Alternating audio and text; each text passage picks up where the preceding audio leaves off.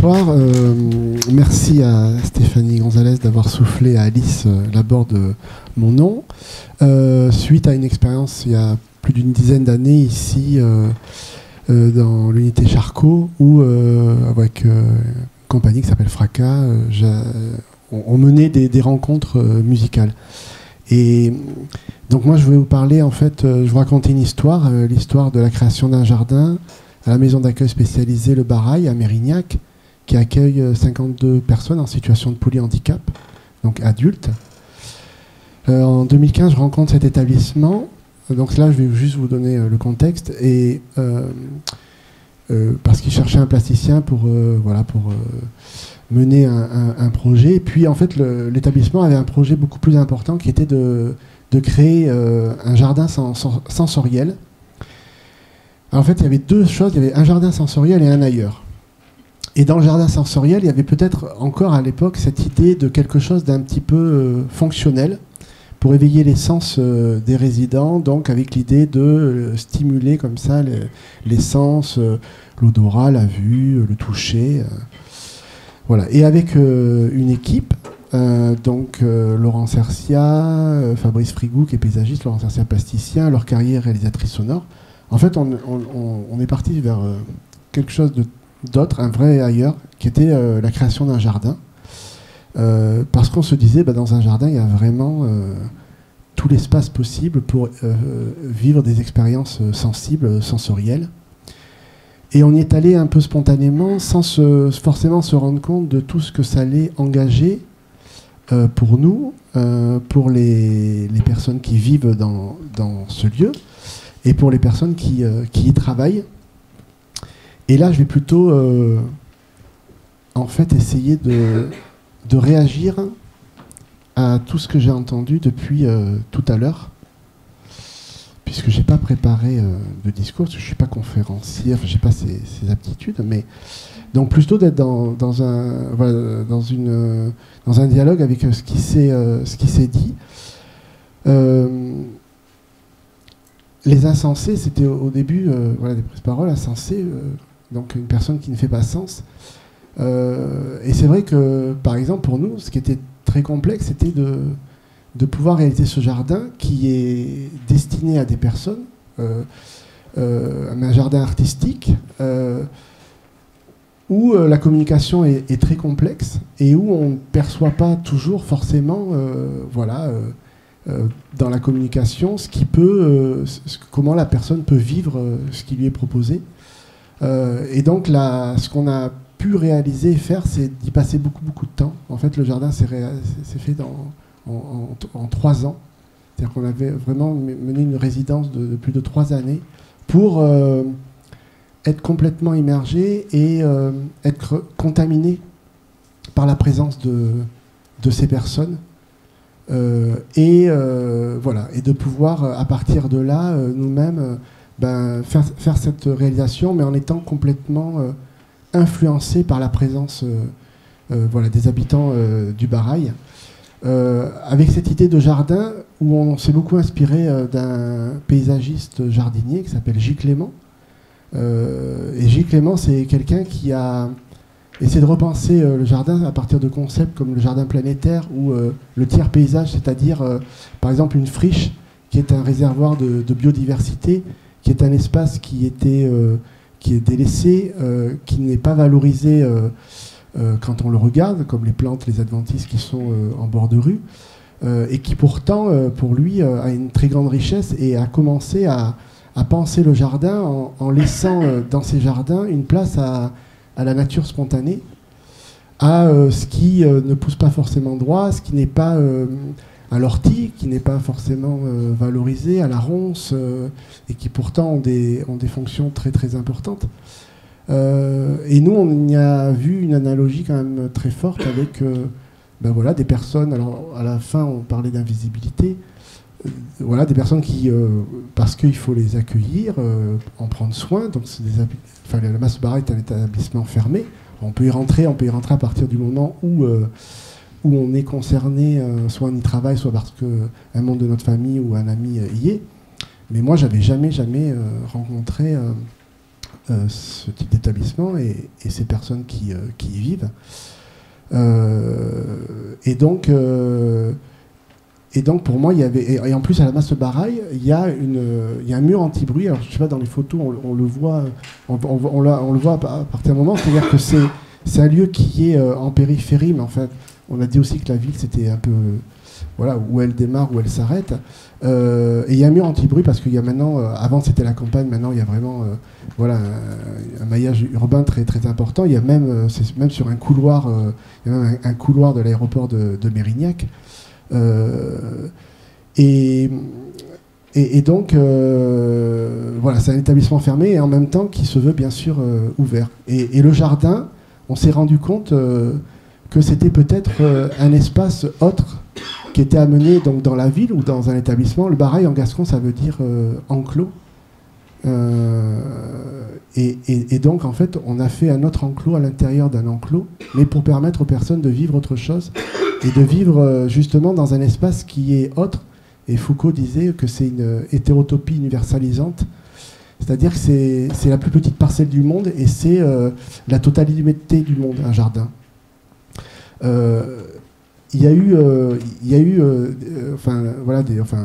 présentation sur la question de l'architecture, mais c'est vrai que j'ai pas entendu dans ces questions de l'architecture la place du jardin comme un espace autre pouvant offrir aussi aux personnes tant des expériences sensibles et sensorielles, mais aussi un paysage.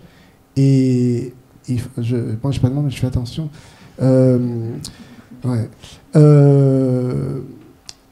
Leur offrir un paysage et aussi offrir à celui qui regarde la personne un paysage.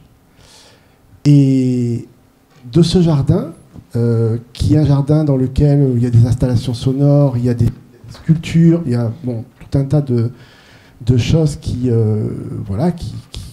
proposent une promenade et l'agrémentent avec une collection de plantes aromatiques médicinales. Mais nous, on a, de cette expérience-là et de cette rencontre qui a vraiment transformé quand même nos vies avec les personnes, on a désiré chacun, à un moment donné, porter dans nos pratiques quelque chose de cette rencontre. Et notamment, j'ai réalisé un documentaire qui s'appelle Barail, qui a été diffusé dans des festivals, qui commence un peu sa diffusion, et la semaine dernière, il y a 10 jours, au cinéma Utopia. Parce que en fait, le jardin, parce que j'ai une pratique de réalisation documentaire, et je n'aurais jamais pu filmer, enfin moi je n'aurais pas pu filmer les personnes dans ces bâtiments.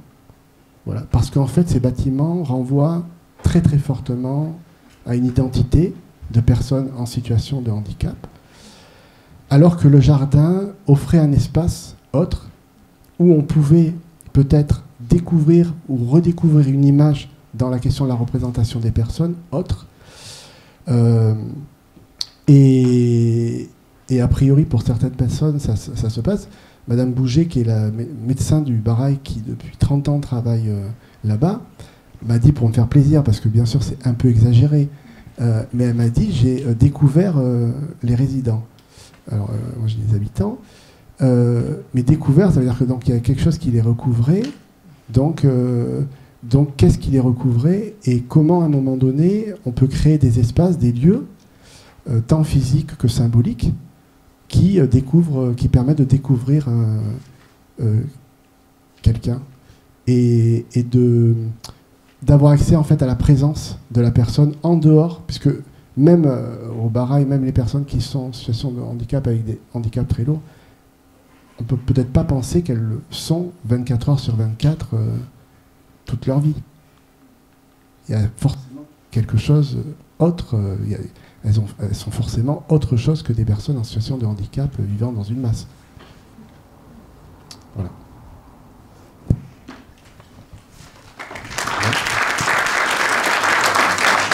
Merci beaucoup. Donc, on va prendre les questions. Vous avez vu qu'il y avait eu plusieurs photos qui ont peut-être continué à les faire défiler, qui sont aussi sur lesquelles on peut peut-être poser des questions sur la base aussi de ces photos.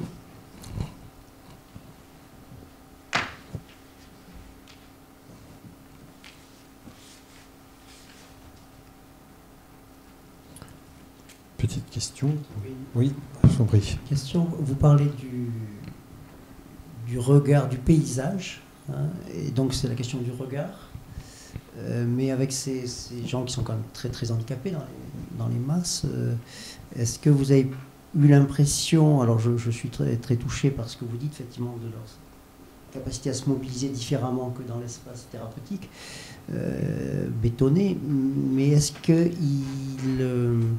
que c'est finalement le regard qui les fait changer, ou est-ce que c'est le lien ou le contact avec la nature, ou l'observation de la nature, ou l'interaction avec la nature, enfin, vous resteriez sur le visage, le paysage, donc le regard, ou sur peut-être des choses plus... Je ne sais pas si j'ai bien compris.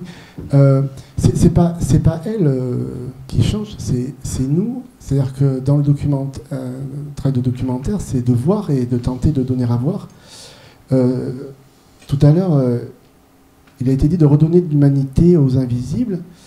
Alors c'est pas du tout une provocation, mais est-ce que c'est pas l'inverse? C'est-à-dire, est-ce que c'est pas à nous d'aller rechercher l'humanité dans notre regard auprès de la personne?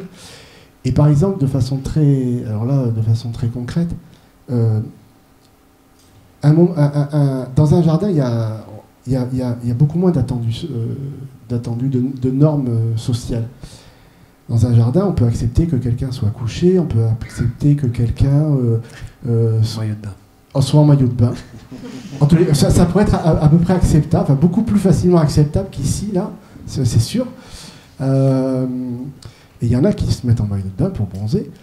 Voilà, donc à un moment donné, l'insensé, et notamment dans le corps, dans le visage, alors ce qui pour nous, peut-être que dans cet espace-là, donc ce que je veux dire, c'est que le paysage, ça redonne une autre représentation de la personne, et que donc ça vient travailler voilà, nos représentations. Et c'est... Voilà. Bien, d'autres questions? Moi, j'ai une petite question, en fait, une petite remarque. C'est pas une question, mais parce que ça m'a fait penser à quelque chose. Ce que vous dites sur le jardin, c'est-à-dire que, et puis tout à l'heure on a parlé d'histoire, et ça m'a rappelé ça, c'est-à-dire que quand on a construit Sainte-Anne, qui est une sorte de référence en France, voilà, on a construit Sainte-Anne dans un endroit qui s'appelait les Jardins de Sainte-Anne. C'est pour ça que ça s'est appelé Sainte-Anne. Mais c'était un jardin à l'origine. Et donc on a peut-être déjà à cette période une sorte d'approche du jardin comme étant un lieu, justement, pour reprendre des choses aussi que disait Thierry Aublet, qui n'était pas peut-être souillé, pollué par la vie moderne, par la ville, quelque chose un peu... Il y a un peu le jardin d'Éden dans le jardin, quelque part, donc quelque chose un petit peu de presque de pur, quelque part. Hein. Il y a c'est très, sémantiquement, c'est très fort, symboliquement, un jardin. Ouais. Oui, on a dans ce projet-là mené une exposition à Mérignac, à l'église de Mérignac, et qui s'appelait Paradis, parce que Paradis, jardin, ça a des étymologies très proches. Je ne sais pas si c'est une question de pureté. Moi, je le relierais, par exemple, à Gilles Clément, parce qu'on était encore ensemble il y a une dizaine de jours, et lui il dit on est tous des jardiniers. D'une manière ou d'une autre, on est des jardiniers. Donc, d'une manière ou d'une autre, tout ce qui nous environne est un jardin, alors plus ou moins vivant, avec plus ou moins de et que notre rapport à la façon dont on s'occupe d'un jardin du vivant des plantes, c'est ça qu'on a essayé aussi d'amener, ou en tous les cas de vivre à l'intérieur de la Masle pareil, c'est-à-dire que la façon dont on regarde certaines plantes, parce que voilà, entre un espace qui est avec gazon complètement qui est fauché, ou laisser à des moments des orchidées pousser, peut-être que tout ça c'est aussi quelque chose qui re-questionne notre rapport aux personnes, et notamment à des personnes qui ont besoin de la présence de tierces personnes pour être au mieux et vivre au mieux.